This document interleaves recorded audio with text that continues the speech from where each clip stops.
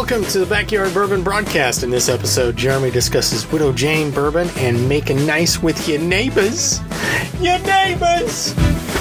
This is episode 6 of season 2 of the Backyard Bourbon Broadcast.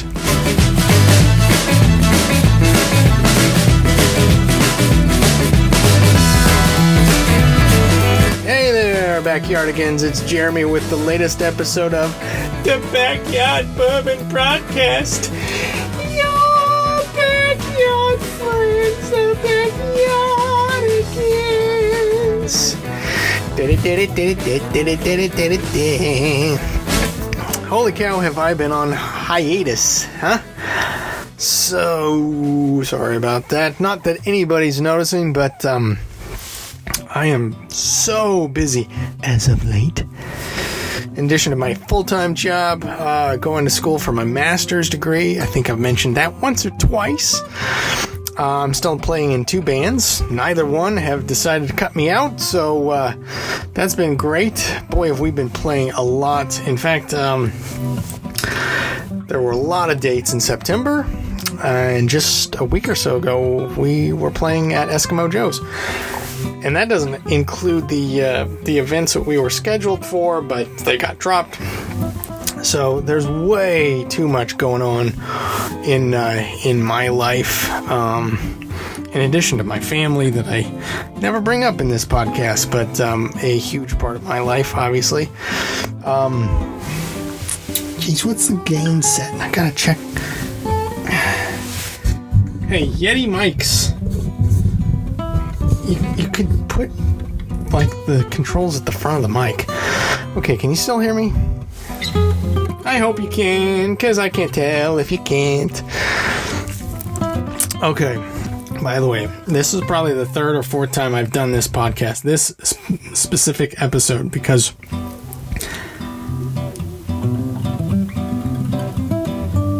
sorry, I'm trying to listen to conversations that are going on outside the room.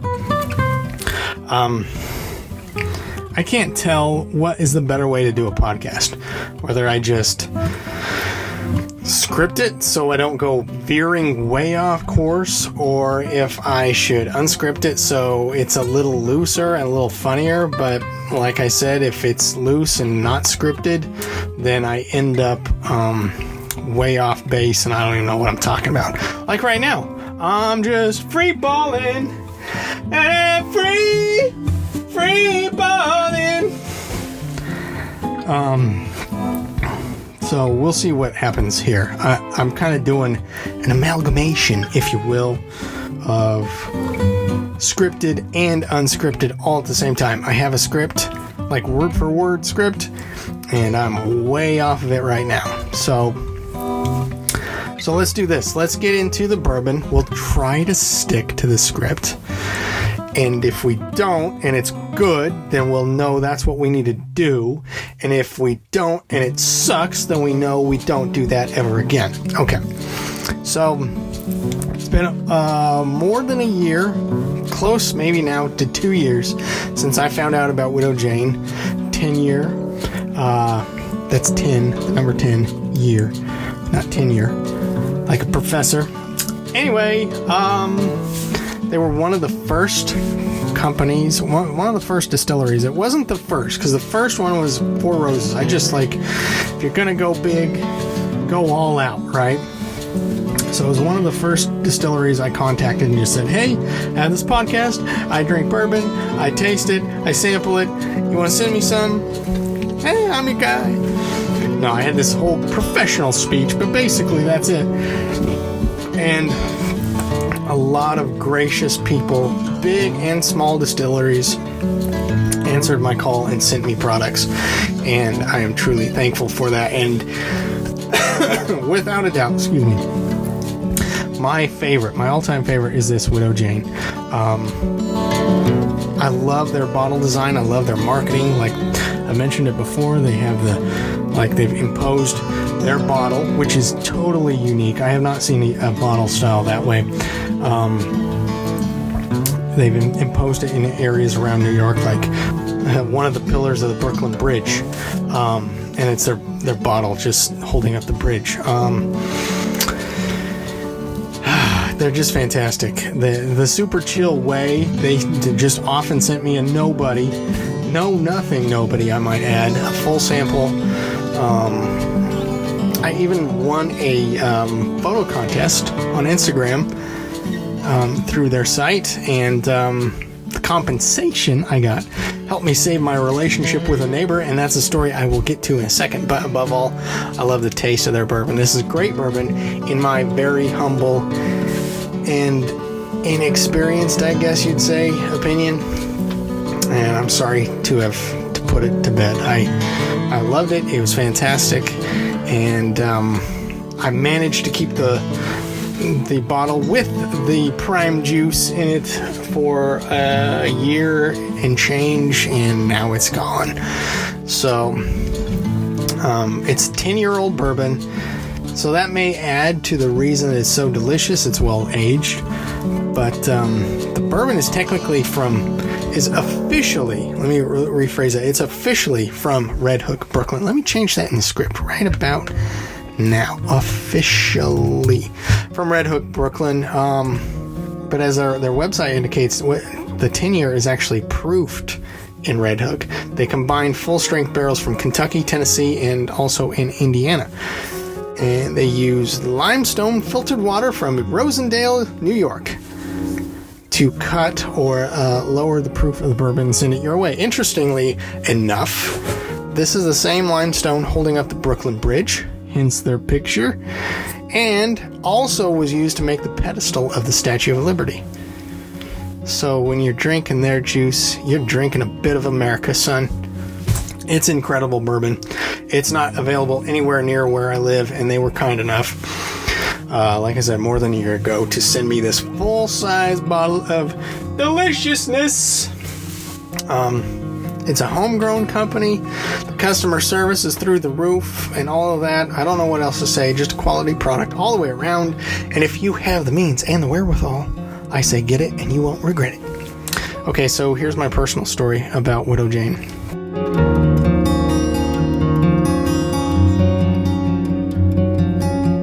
Okay, so on to my personal story of Widow Jane. Back, say, a year or more ago, Liam's still alive, and I don't remember if I ever told you guys on this podcast, but Liam started hating all loud noises. It kind of started when we first moved down here to Stillwater. The thunder in Oklahoma is pretty impressive. I've lived in 5-6 states, something like that, and I've never heard thunder like there is thunder in Oklahoma. It just rattles and keeps rattling the hell out of things. So in a different house than we're in now, is when this really started. It was a very flimsy house. Sounds like it was made by a shoddy contractor for a shoddy person that was making those houses. And around that time, we were also having earthquakes that would shake holy hell out of the place. Scared Liam to death. Same with the thunderstorms. We finally moved into the house we're in now, and this is a much nicer home. It's all brick. It's much more stable. You can't feel the earthquakes. Thunderstorms, you can tell that you're having thunderstorms, but it's not just rattling the hell out of us. And Liam finally starts to calm down. He'd still get scared of thunderstorms, and that would mean that the thunderstorms, typical in Stillwater, the thunderstorms show up about 2 or 3 in the morning, and then that means Liam's in the walk-in closet that my wife and I have, and that means I end up sleeping the whole night, holding Liam in the closet just to make sure he's okay. And yeah, that was a nightly routine for a while there. But for the most part, he was okay. He was doing much better. Then one day, some jackwagon starts thumping his bass up and down the street. You can hear him coming from blocks away. Liam freaks out, ends up in the closet again for hours on end, and this crap goes on for weeks, maybe months. Meanwhile, I win this Instagram photo contest for Widow Jane, and they let me know, hey, gift is on its way. I was like, cool. But they didn't tell me what it was, and I was just appreciative that, maybe I'd get a sticker or something out of it. And so they're going to send me this gift. One Saturday, the neighbor pulls his daily stunt, blowing by, at the nice fast speed of about 7 miles an hour, rocking about 4 trillion decibels. Liam goes bolting for the closet, and I bolt for our front door, just completely pissed off. And, in my defense, this is like the 35th time this has happened. And I felt like something needed to be said. I'm going to sit around and bitch about it in the house. I might as well get out and say something to the guy that's causing the problem, right? But about 10 feet outside the house, I'm starting to rethink things. And that little voice is going, maybe this isn't such a good idea. And for once in my life, I'm starting to think about, hey, maybe he's right this time. So I'm thinking about things, rethinking things, about to go back in the house. My oldest daughter is out on the driveway playing with sidewalk chalk with her friend, and I'm like, well, no stopping me now. So I go down the street a stomping, and I get to his house, and I just start shouting, hey, what's the big idea? What's the big idea? You're messing with the wrong guy. And in my head, I'm thinking I'm really cool. Ocean's 11 style, Brad Pitt. But really, I'm not. I'm all awkward and gangly like that vulture on Bugs Bunny. Remember him? Beaky? Nope, not gonna do it. Nope, not gonna do it. That's how I rolled down the street, and that's how I looked hollering at the neighbor. At any rate, words were said, requests were requested, accusations about each other's mothers were made. Not gonna get into the details, but I go back home figuring nothing's gonna change, because nothing ever does. But after that day, the thump, boom, boom, boom, boom, boom, boom. How's it go? Boots and bats and boots and bats and boots and bats and boots and bats and boots and bats. Anyway, that stops. I forgot it was even a thing. I mean, it stopped so quickly. And at about that time, I get the package from the good folks out there in Red Hook, Brooklyn. And there's a tumbler with their logo on it. It's still one of my favorite tumbler. Even though I put it through the dishwasher and the logo washed off. There was also a flask, a t-shirt, which is one of my favorites still. And I wore it during one of my favorite performances in Poland, actually. As a matter of fact, I wear it once a week, if you're so inclined to that information. I also got some stickers, and then also I got a $3.75 of their frying bourbon. So 2 times these people have sent me free juice. That's amazing. So I decide I should walk myself down the street with this little peace offering for my neighbor. I take the bottle over. I find him in the garage, and he restores old cars, and he's restoring, I think it's like this 47, 48 Chevy pickup, and it's just, the dude knows what he's doing, I'll tell you that. It's a pretty machine. So I hand him, I'm like, hey, how's it going? Don't know if you remember me from a couple weeks ago when I was yelling at you, but hey, hey, Sparky. Like to bury the hatchet, all that crap. Thanks for turning down the volume, blah, blah, blah. Well, it turns out he had just had a baby, and his wife was on him pretty hard about waking up the baby with his stupid bass. So I hand him the bottle, and it's then he tells me, I'm more of a tequila guy, but thanks, I guess. Wah, wah, wah. Dude, then give me back my bourbon. I'll go spend $12 on a bottle of Jose. You pendejo. I don't know what you like, but dude, I just gave you some really good, unique, not findable in this area bourbon. So anyway, I ended up giving it away. So I hope he enjoyed it, or I think he even mentioned his son or daughter or son-in-law, somebody was into it, so he's going to give it to them. I was like, huh. I see, you could just give it back. That's always an option. Okay. Anyway, kids, that's going to do us for this episode.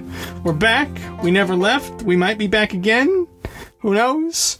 Hey, I've got original music that I have made, and I'm thinking about starting up my own channel for that, so be on the lookout for that. I'll try to put it on the website. Just so you know, the website is... Where's the website? What's the website address? I just had it. There it is. backyardbourbon.wixsite.com. backyardbourbon.wixsite.com. I know we're cheap, but you know what? We're not paid either. And all of our content is free, so take that. If you have any comments on Widow Jane, if you've ever tried it, please drop us a line. I'd love to hear about it. Thank you very much to those fine folks at Widow Jane. Incredible bourbon, incredible company. Again, if you've had it, I'd love to hear your thoughts on it. Or if you have any comments on our program or the pictures and videos I provide, please drop us a line at backyardbourbonbroadcast@gmail.com. backyardbourbonbroadcast@gmail.com. Or find us on the interwebs or social media. We're on Instagram at Backyard Bourbon Broadcast and on Twitter at Bourbon and Story. You can always visit our webpage, backyardbourbon.wixsite.com, WIXSITE.com. Once again, thank you for listening, and we'll talk to you next time on the next episode of the Backyard Bourbon Broadcast. Take care, friends. Love you, Liam. Your backyard friends, the